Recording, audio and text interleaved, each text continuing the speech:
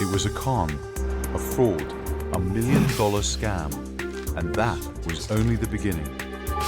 It has been said that it was the greatest art fraud of the 20th century. They did absolutely con some of the most important experts in the world. I can paint a Giacometti that you would buy for $250,000 in about 4 hours. When two men forge artworks in the styles of famous modern artists, they rewrite art history, one painting at a time.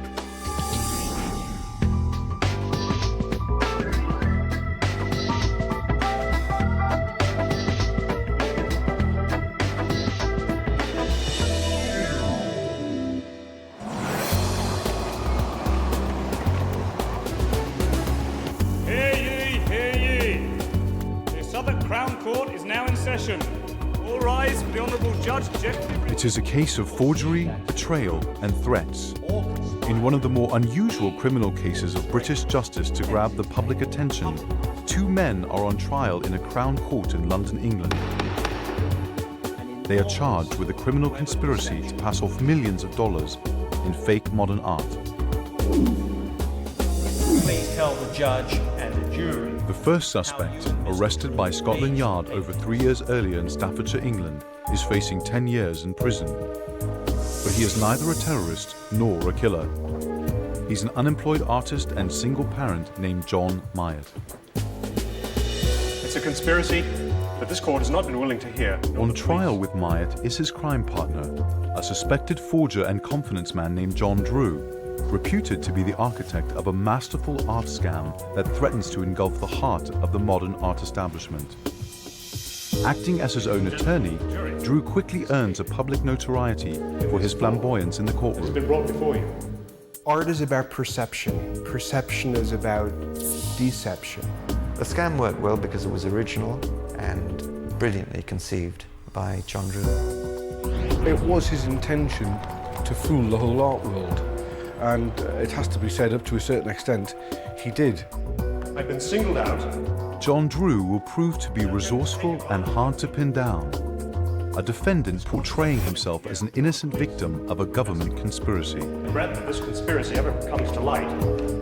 Everybody had their agenda, and the police in particular made 3 attempts, not 1 attempt, but 3 attempts to get me convicted. In other words, what I'm saying is the police lied. Mr. Drew. As the case unfolds, testimony reveals a lurid story of ego and greed, the perfect crime undone by the fury of a woman scorned. Masterpieces. I understand. You're upset. Perhaps I should rephrase the question. Because he will try to take you down roads that go left and right away from the truth. But according to both the prosecution and John Drew himself, that is only the tip of the iceberg. The scam had begun years earlier, in the mid-1980s. It was a boom time in art. It was all going through the roof. In the 1980s, the market was buzzing. We were selling a lot. Everything was happening at triple speed.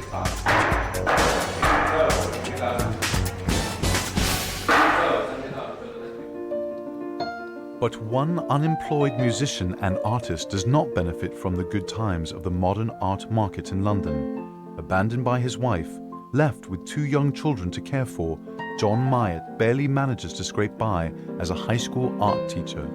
So I was desperate to find a way of providing the children with a lifestyle, not just emotionally, but physically as well.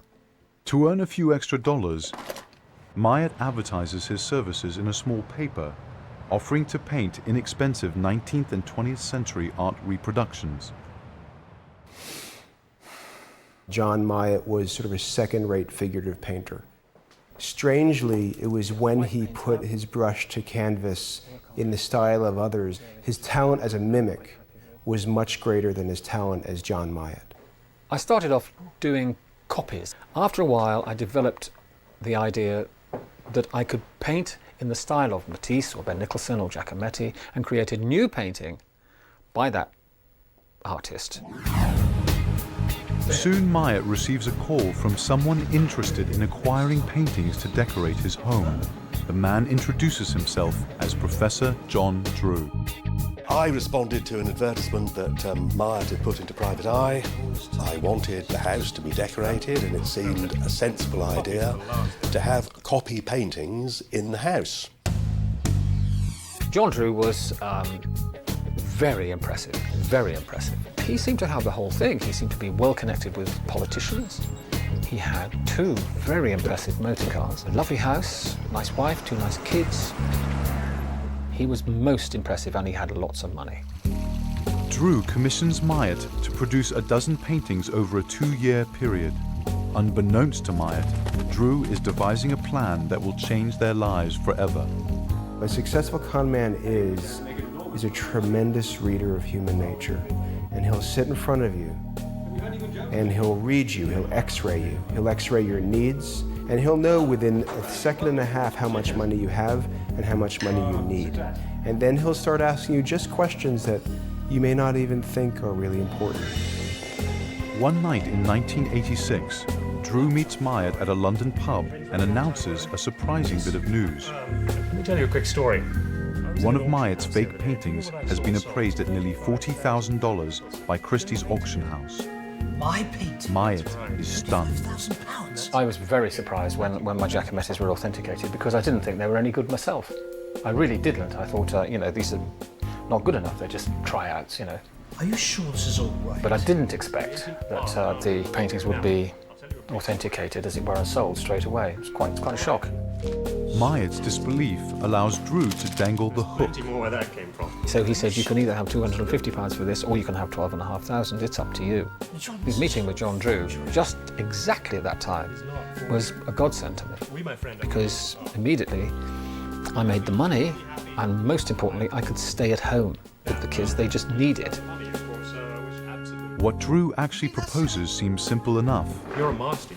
Myatt will continue to paint fakes, not copies, but new paintings in the style of various modern painters, and Drew will then sell them. Cheers. Cheers. To us. To us. I fell into it with my eyes open. It's no good blaming John Drew for all this. I mean, I could have said no. John, give my best to the children. So Myatt wasn't an innocent, but he was seduced away from his innocence by the beastmaster himself, John Drew.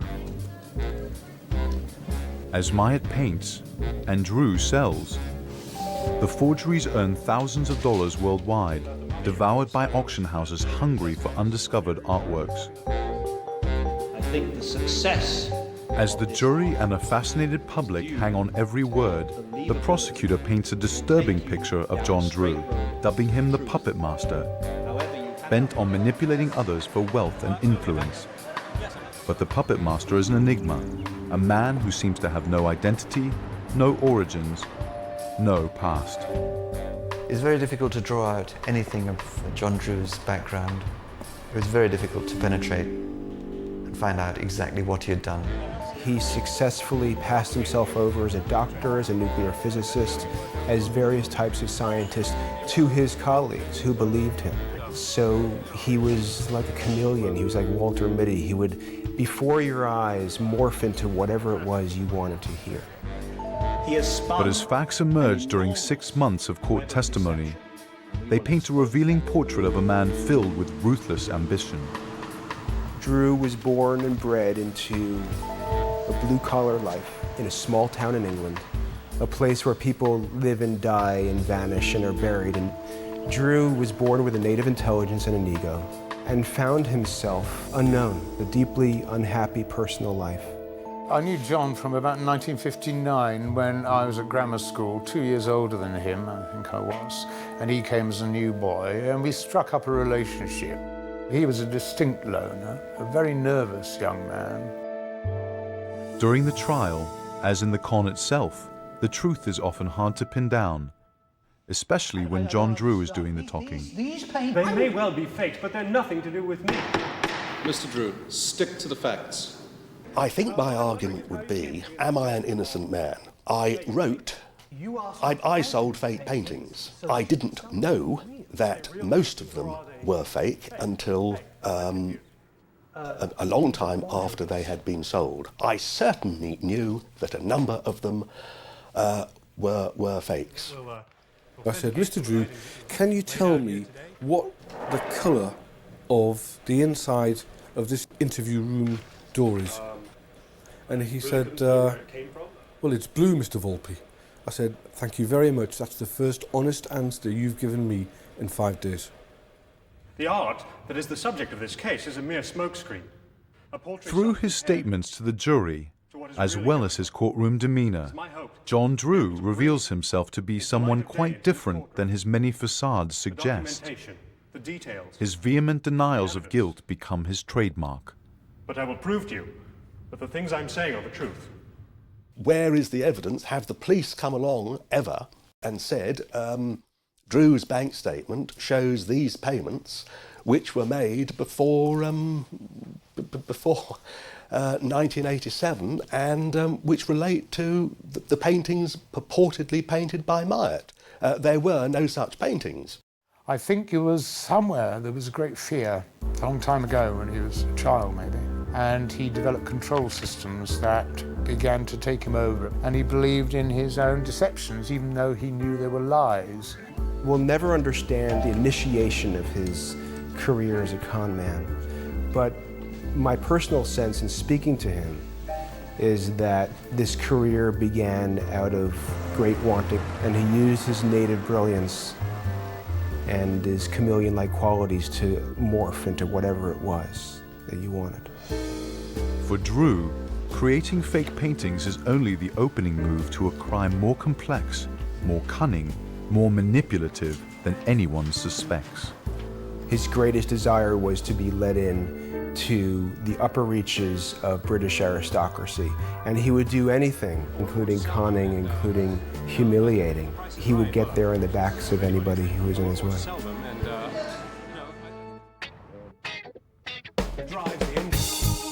Inside a London courthouse, accused con artist John Drew and his accomplice John Myatt face criminal charges of conspiracy to sell fake paintings as original artworks. I have never come across a man more deserving of the full penalty of law than Mr. Drew. For Drew, nicknamed the Puppet Master, his co-conspirator John Myatt is the perfect tool, divorced, talented, in need of money. From his cottage home in Staffordshire, England, John Myatt is reinventing modern art history, one canvas at a time. I think by keeping me detached from the sharp end of the crime, if you like, from the actual selling, I was able to sort of enclose myself in a little cocoon where I just looked at the artistic problems that were involved. By his own admission, Myatt works fast, often playing music while waiting for the paint to dry. I was putting in KY jelly, sand, washing up liquid, wallpaper paste, powder colour, all this stuff onto my paintings. Just because it happened to be there, I just felt like doing it. Despite his using common household emulsion paints and other unusual ingredients to speed up his output, Myatt's fakes go undetected. When you first look at a painting and think, well, this has been knocked off with some household emulsion paint, it must be a piece of cake to see that it's a forgery. Well, it's not.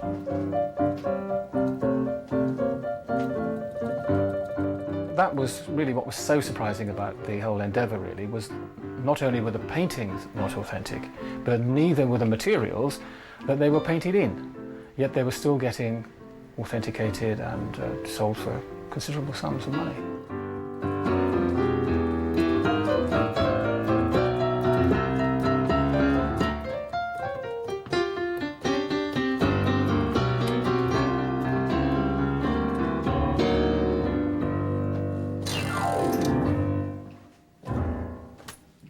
Then I go and do some more painting. As Myatt churns out a series of lost works by modern artists Chagall, Sutherland, Giacometti and others, the paintings are earning Myatt and Drew serious money. He said, "Are you sitting down?" They valued the Giacometti at $100,000, $120,000, $130,000. There we are. That should put some smiles on those faces at home, do you think? It was an astonishing amount of money. It just floats over you in a strange way. You don't leap up and down, punch the air, or do anything. You just shrug your shoulders and you think, life is weird. Let's make this a quick one. What have you got for me? The scam develops its own routine. Good, jolly good. Twice a month, Myatt and Drew meet to exchange a rolled-up canvas for an envelope filled with cash. Drew then takes the painting to his home and ages it, both to disguise its newness and create a more authentic appearance. He would use tea bags and stain the back of the canvas and the front of the canvas as well. Not too much, but just distress it enough to give it that aged look and that air of authentication. You basically dirty the painting and then you clean it again. And in the process, the tooth of the canvas and the texture of the paint gets lifted up by dirt. And he got a lot of pleasure, I think, out of doing that. Despite the evidence against him, Drew denies Myatt's testimony. With regard to the allegation that I was varnishing the paintings, aging them with, what did you say, vacuum cleaner dust. Look, if it's true, and I say it isn't true, I wasn't aging paintings, I was actually taking the bloody Giacomettis along to painting restorers I employed. It's on the record. Mr. Drew. But his skill at aging fake paintings pales in comparison to Drew's genius in creating a counterfeit provenance. Provenance is simply the history of who's owned the picture, or where the picture's been. Without a provenance, a picture is virtually worthless. You have to have the history. Drew proves to be a master at forgery, a new fake history for each fake painting. His MO to forge a document would be to use the identity of people that were either dead or very, very old or untraceable. Every single work of art that we sold had been authenticated. I didn't sell paintings unless I had them authenticated. We call Mr. Drew a cut and paste man because he would engineer new documents but using bits of old documents that had been cut out and then appended to a new document. And he was very clever at doing it. As John Drew remakes the history of different artists, he simultaneously works to remake himself. The next step of his plan is to introduce himself as an art expert and collector to the art galleries and museums of London.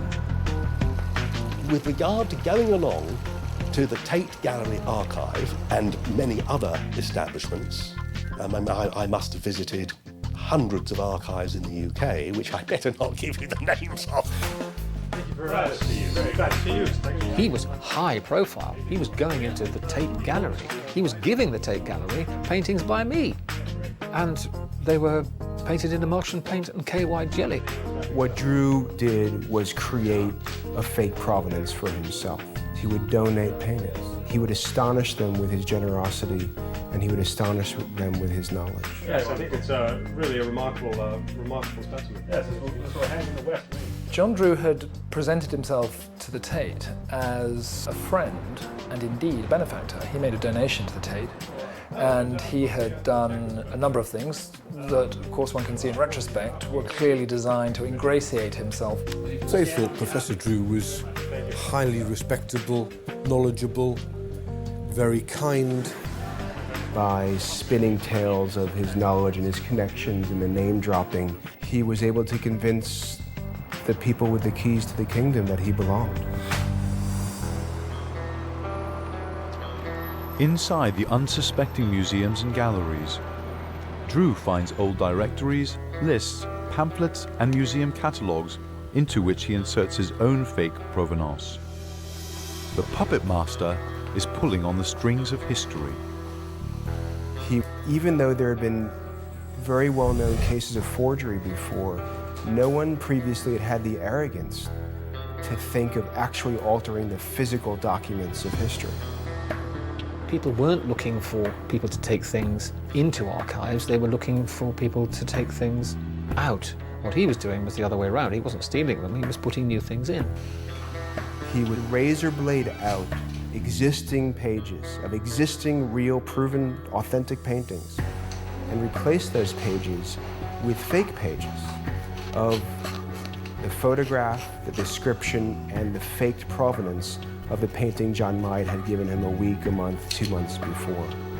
No one knew that the painting was a fake and the page in the catalog was a fake. At the end of the day, you can't supervise every move, every hand gesture, every element of what someone's doing when they're reading in a library or archive. Did I put material into the Tate Gallery archive? No.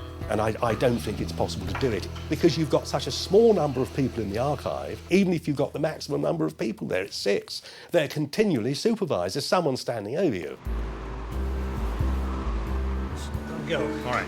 Inside the partnership, John Drew is loving his new high-rolling lifestyle, tinged with the excitement of the scam itself. And he will allow nothing to threaten that. We're talking about a man who has no sense of moral compass, no real true sense of his own identity, a man who is able to fill out the identity of whoever it is you want to talk to. He came to believe that the paintings that I'd given to him were the genuine article. He believed it. We wouldn't talk anymore about the fact that they were fake, just for the hell of it. Once I said, John, these are not Nicholson's. They're fakes. I painted them. I'm comfortable with all of it. Forgeries and... John, it's not forgery. And it had a terrible effect on him. He just wouldn't have it. Outside the partnership, the scam is beginning to attract unwanted attention as well. Unbeknownst to either the puppet master or his accomplice, Drew's live-in lover, Bathsheba Goodsmith, discovers his secret financial records and forged letters to museums. Drew's almost delusional temperament worries Myatt, who grows increasingly more anxious over living a lie, albeit a profitable one. For the first 2 or 3 years, it was just a question of earning the money to buy the clothes, to put the shoes on the kids. I was most definitely concealing it. You can't go around the place saying, excuse me, guess what I do for a living? Oh, I paint fake pictures. Now, nice to me. I mean, you don't. When his paintings are inspected by art experts suspicious of their legitimacy, Myatt is horrified at Drew's brazenness at putting even more paintings out for sale. And they brought in 2 of my paintings. They were wearing white gloves, and they said, we're taking these down to conservation like that, so we can have a look and clean them up. Oh, Lord, I looked at him and I thought, what have you done?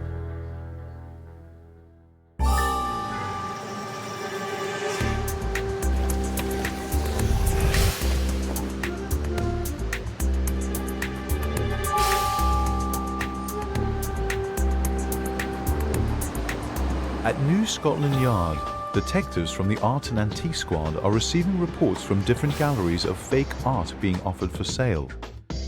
At first, it seems routine. Nothing out of the ordinary for cops and art experts who believe that up to 1/3 of all paintings for sale by significant modern artists could be fakes. Frauds and forgery have been happening since the beginning of art history. The moment a painter has created a painting, there is someone who is going to fake that painting and make a living off forgery and fakes. How the paintings managed to get past the experts, you'd have to ask them. I don't know. I couldn't believe it, frankly. Some of the quality of my work was basically shoddy, and I'd be the first to admit that. So that's just one of the unanswered riddles. We are viewing a vast number of pictures, and I used to view in London 2,000 or 3,000 pictures a week. Well over 50% were not what they were supposed to be. We are sorting out John Drews every day. As Scotland Yard begins its investigation, the London art world is red hot. Drew's con game is thriving, his fake paintings going undetected month after month. Ironically, the high-end art world will prove to be a safe place for Drew's con to operate. When we're offered a fake, but we're not sure it's a fake, half of our brain says, this isn't genuine, and the other half says, well, perhaps it is genuine, and I'd be an idiot not to buy this, because if I don't buy this, my competitor over there is going to have it. And of course, the con man fakers play on this. I think there were art dealers who became enthusiastic about the fact that this apparently great art, these unknown works, were coming onto the market. We are in a commercial, competitive market. We are competing against the auction rooms, other dealers, private people of great wealth to buy and provide for our clients the best pictures we can. It's very difficult for me to judge my own case. I won't do it. But this is what I will say. It's on record that I wrote to a number of gallery owners, and in all these letters I pointed out that certain paintings, certain works of art were fake. I informed the appropriate people. To put it bluntly, I thought, well, if they don't care, then I have done what I think is, in law, the thing I should do. Everybody wants to find that one Chagall, that one Picasso that was missed, that was tucked away in the corner of a studio. John Drew gave these people exactly what they wanted. The new, the undiscovered, the genius, the brilliant. All they wanted was to feel as though they were adding to history, and John Drew was nothing if not willing to help. Court documents reveal that Drew fabricates so many provenances of artists and their work, no one may ever be sure exactly how many archives have been corrupted.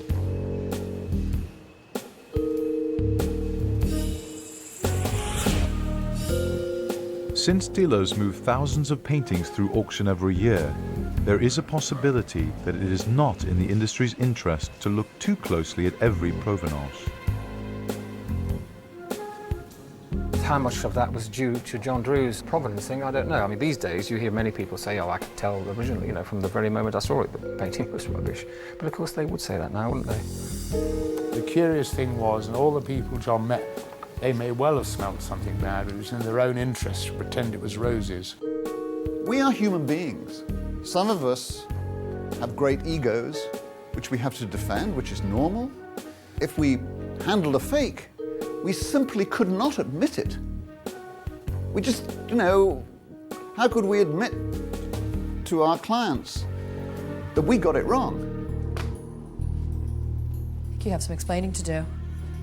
The scam collapses from the one place Drew least expects it. This? During a confrontation with Bathsheba Goodsmith, his estranged lover and the mother of their 2 children. Pigment? Bathsheba's suspicions finally burst from the rage of a woman grown tired of Drew's charades and endless excuses. And I think it's time that we probably just put these things... Does a Sutherland painting have to do with your work at the Ministry of Defense? I don't know how much he would have perhaps got away with if the whistle hadn't been blown by his common-law wife. He had fallen out with his partner over the custody of their children. Christie's? £200,000? My professional activities is really quite unwarranted. Who are you? There was a horrible atmosphere in that house. They hated each other. They really hated each other. How dare you speak to me like this? If it does not stop, I will not be responsible for my actions. Do you understand? Are you threatening me in my house? Put the whole thing away, put it out of your mind, and quite frankly... Who are you?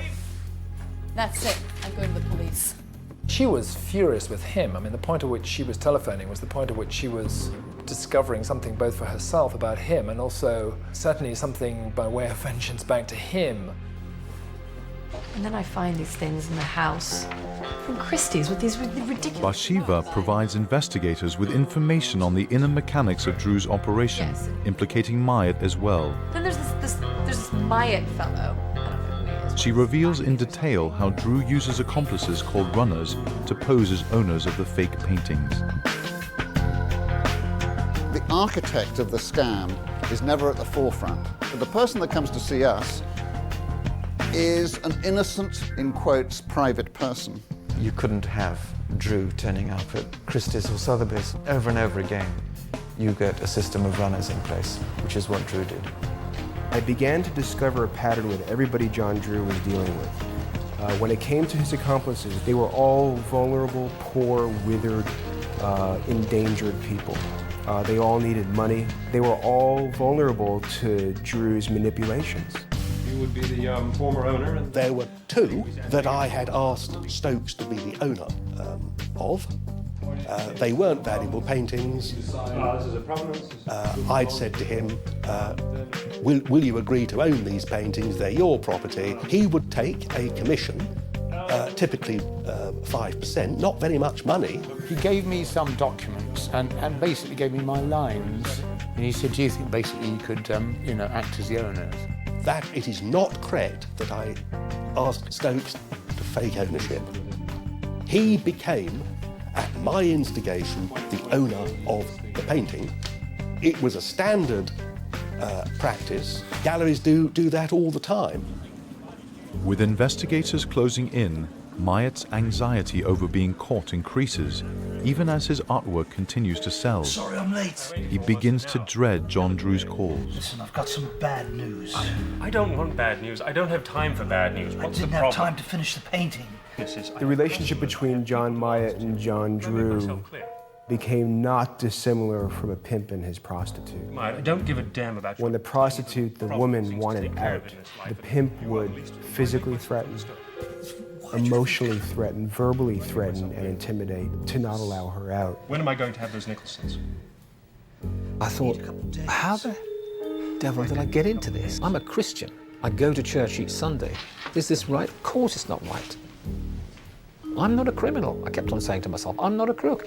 How do I get out of it? Why am I doing it? What happened?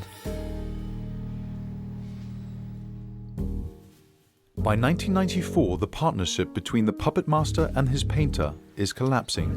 Myatt wants out, but it's not that easy. All this forgery and guns. For heaven's sakes, it's not forgery. How many times do I... I don't think he was my friend at all, no. I've got the children, I've got... all of a sudden... In a way, there's a very, very cold place in the middle of John, and he just kind of looks at people almost like a mathematician looks at numbers.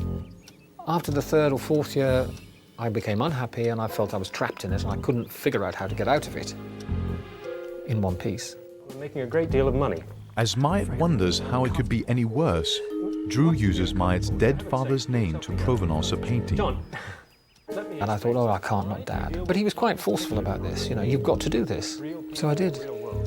If there was a point where I stopped liking what I was doing and wanted to get out of it, it started right then. If memory serves me right, there is a painting which is provenanced, I think, H.L. Myatt, Myatt's father. I mean, it is quite impossible for me to have provenanced that painting. So what I say, obviously, is Myatt is lying. A little uncomfortable with all of When this. Myatt declares himself finished with the scam, Drew is determined to prevent him from leaving. I have a right to defend myself. He pulled the pistol at me, and I think he just cocked it back and he sort of held it like that for quite a long time. Too long. He knew that I was frightened because he must have seen it in my eyes and he held it like that. But it was threatening, obviously, and it was supposed to be.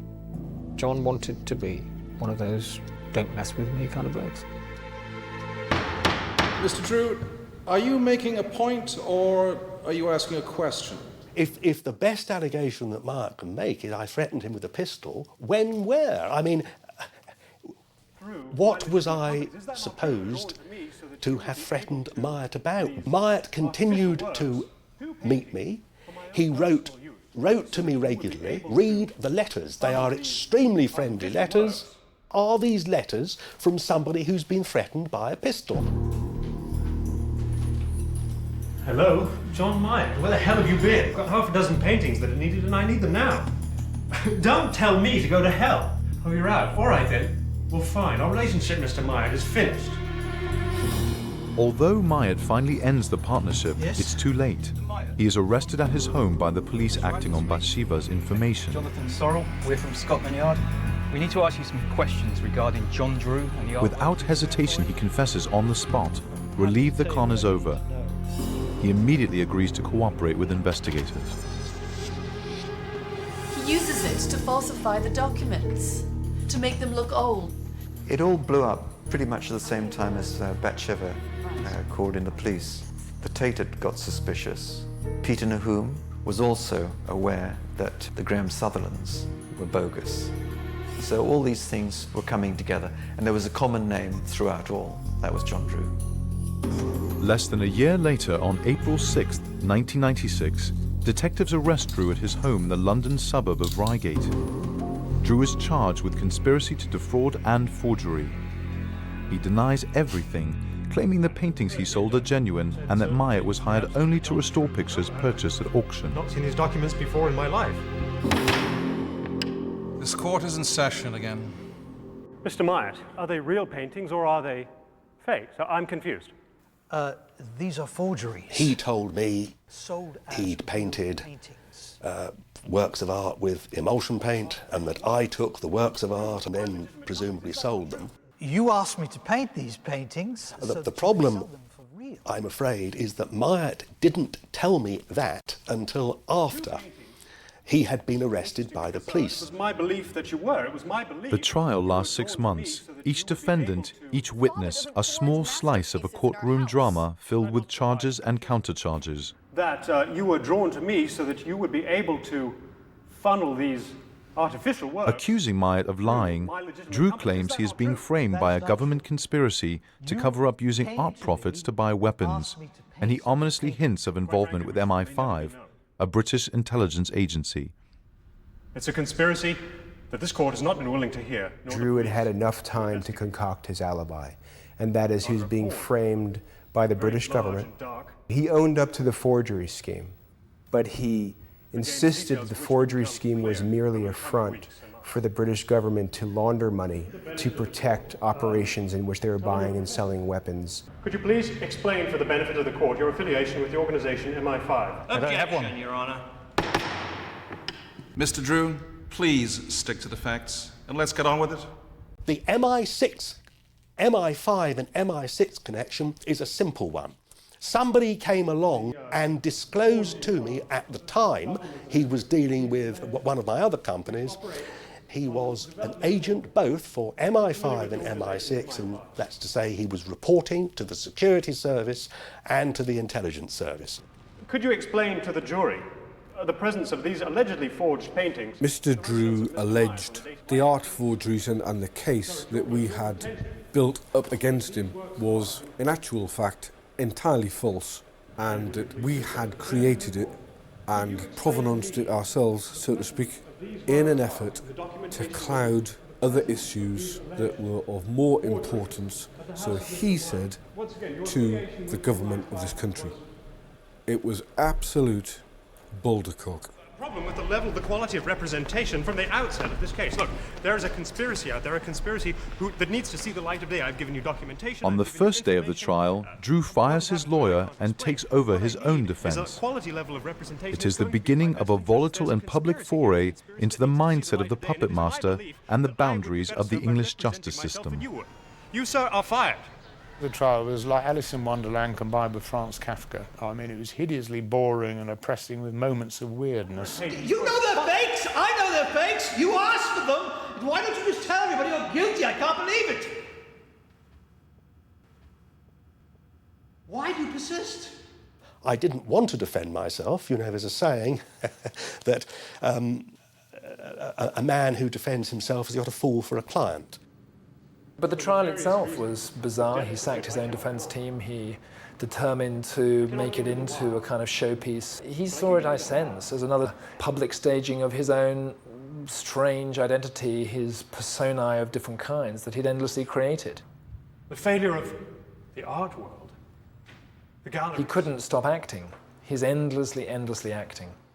My junior counsel came over about that time, and he says, John, this man is shitting on himself from a great height. Excuse me, that was the exact phrase. He hasn't the slightest idea how to present something to a jury. Now, this was John all over. He wanted to be in control. And this conspiracy. Because I couldn't get the witnesses I needed traced for the documents, because I couldn't get the documents into court as evidence, I made the decision that what I was going to do is to drag the trial out for as long as I possibly could The failure of the justice system to prove my guilt. And you got the feeling, actually, if you put a gun to his head, he would still have denied it, because it was more important to him than life itself. Mr. Myatt, is it not true that you are affiliated with Combat 18? What? He actually accused John Myatt of being a member of Combat 18, which is the extreme right fascist group in Britain. I have no idea what you're talking about. Mr. Drew, stick to the facts. Poor John Myatt didn't know what Combat 18 was. It got very, very bizarre. There was an element of theatre. It was my belief. John was cross-examining me, in a way. What he was trying to suggest to me was that I hadn't painted the paintings, that I'd restored them, and that I had kind of dubious contacts with the security services of HMG, Her Majesty's Government, and extreme right-wing connections, neither of which happens to be true. You know full well that I... So it was quite easy to just sort of say to him, you know, just, what are you doing this for, John? I know you're guilty, you know you're guilty. This is just ridiculous. Why don't you just tell everyone what we were doing? I won't make any comment about John Myatt or about Bathsheba. I notice you're still wearing your ring. Objection, Your Honour. I conducted the best cross-examination I could, and I tried to stick to relevant points. Where these other 2,200 fake paintings came from, I have no idea. I had no animosity whatsoever towards either of them. The fact that they were both lying their heads off, there we are. From the beginning, it's been about failure. John obviously had a great success with manipulating other people, and I include myself to a degree in that. Yet when he faced a jury, you could see the jury being turned off literally while he was speaking. It's been turned upside down. It was fascinating to see the depths of how one can try to change reality. Hear ye, hear ye. In February 1999, John Drew is sentenced to 6 years in prison at Pentonville on the outskirts of London. John Myatt receives 1 year at London's Brixton prison. For both men, prison is only an interlude to what happens next.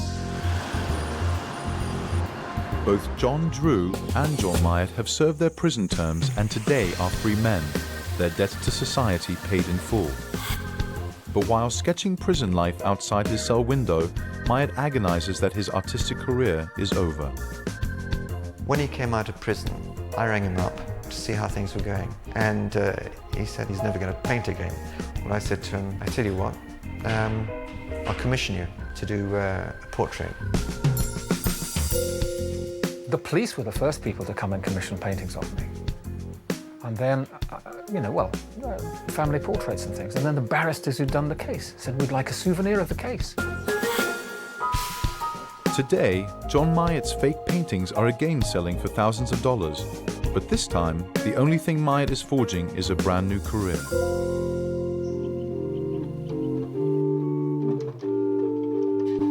Oh, what an idiot. Well, he became a celebrity. The world understood that he was merely a mechanism for the crime. They recognized his talent. And they recognized really what a sort of pure soul Myatt was. And it's 17th century French, so you can use it. It's not copyright. For John Drew, however, nothing has changed. He remains unrepentant, a defiant, self-proclaimed victim of a justice system that conspired to allow Myatt, the police, and the British government to frame him. Drew admits nothing, denies everything, and continues to make counter-accusations. Mr. Drew, is there any end in sight? So if you're asking me, was the conviction and sentence fair, the answer has to be no. What I would actually like now is a retrial. And I think it would be fair, wouldn't it? Then I can have another 6 days of being cross-examined. The consequences of the scam remain problematic for international art markets. Because of Drew's infiltration of museum archives, there remains a lingering suspicion that some paintings by modern artists could be forgeries. We recovered, I believe, 72 paintings that Myatt agreed he had painted. Myatt says that he did over 200. We don't know where the rest are. I suspect that some were bought by dealers who didn't want to admit that they had themselves been conned into buying the paintings. Which leaves about 210 quote-unquote masterworks out there hanging on walls, the owners of which either believe or choose to not believe that these paintings are authentic. These paintings have been added to the body of work of every painter who supposedly painted them. There's no question art history has been changed. There is no way that Myatt could have painted 200 paintings. Now, if you know anything about oil paint, do you know how long it takes to dry? If he was producing one a week, that's fine. He therefore manages to produce 52 a year. There is no way over the period, 1987 to 91, Myatt could have produced 200 paintings. Drew's protests aside, Myatt has his own answer to the question of whether a picture might be fake or not. If you came to me and you said, look, someone said that you painted this, did you or didn't you? I would always say no. I've never seen this painting before. There is that line from Shakespeare, to do a great right, you do a little wrong. And that's what I would do every time. I'll never identify any of the paintings that I did, ever. I'll deny everything.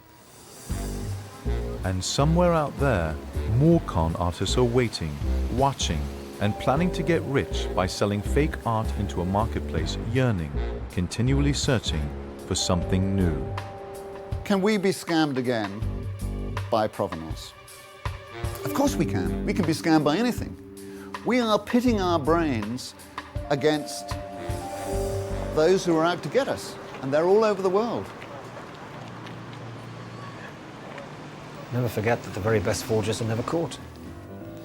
They're all out there, you know, watching this program probably, and they don't get caught because they know what they're doing. Perhaps the greatest lesson of this particular case is it showed how willfully we become complicit in our own deceptions. When you walk in a room and you're told you're looking at a Picasso, you actually have no idea what you're looking at, but you've been told one thing, and so that's the truth.